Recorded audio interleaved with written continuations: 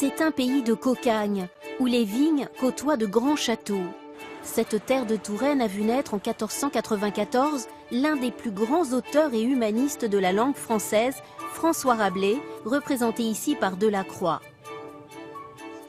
Ce jour-là, les enfants découvrent la maison natale de Rabelais. C'est à l'école qu'ils ont appris l'histoire de l'écrivain et de ses héros, Gargantua et Pantagruel.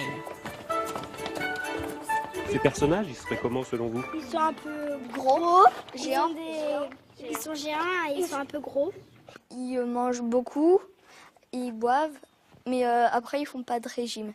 Rabelais, c'est un humaniste philosophe, il était écrivain, médecin et humoriste, on va dire. Il a inventé des jeux de mots, la contrepétrie. Il a écrit des livres pour faire rire les patients quand il était médecin, parce qu'il s'est rendu compte que c'est ça qui les soignait plus que les médicaments. Rabelais, médecin épicurien et écrivain prolifique, fera même de sa maison natale le cadre de vie de ses héros. Des bons vivants, épris de connaissances et qui ont pour devise « Le rire est le propre de l'homme ». Il va écrire à partir de ce paysage, il va notamment installer la table de ces géants au cœur même de ce paysage d'inspiration. Gargantua va crier notamment en naissant « à boire, à boire, à boire ». Et le buvez toujours, ne meurez jamais, c'est véritablement apprendre toujours. Prolongez-vous à partir de ce savoir et transmettez. Au cœur de la Touraine, sur les rives de la Vienne, Chinon. C'est dans cette cité médiévale couronnée par un château-forteresse que Rabelais construit sa philosophie. Son père, avocat de profession, rêvait pour lui d'une carrière ecclésiastique. Mais Rabelais choisira la médecine, plus proche des hommes. Il n'oubliera jamais la ville de son enfance, qui le lui rend bien. On est vraiment au cœur de la pensée qui fait le Chinonnais. Rabelais accueille tous les visiteurs de cette ville. Il la regarde, il la protège d'une certaine façon avec ses idées humanistes.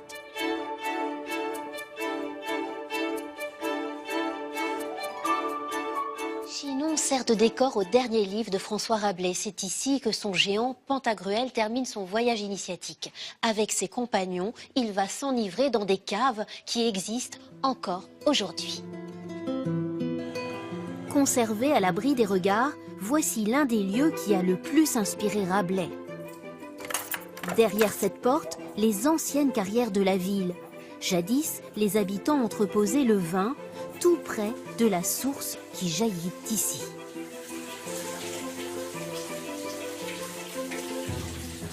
François Rabelais décrit parfaitement dans ses œuvres ce lieu où, dit-il, en fonction de son état d'allégresse, on peut voir l'eau se transformer en vin. Et dans son œuvre, Rabelais transforme ses caves en temple de la dive bouteille, cœur de sa philosophie humaniste, où Pantagruel célèbre l'ivresse et le savoir. Il a effectivement amené Pantagruel ici pour découvrir la fameuse dive bouteille, le fameux Graal, la connaissance, apprendre à la connaissance. Et Rabelais s'est inspiré vraiment de ces lieux pour mettre en scène tous ces personnages. Rabelais a aussi forgé notre langue d'aujourd'hui. Il a créé plus de 800 expressions. Nous lui devons entre autres mettre la charrue avant les bœufs, les moutons de Panurge et la puce à l'oreille.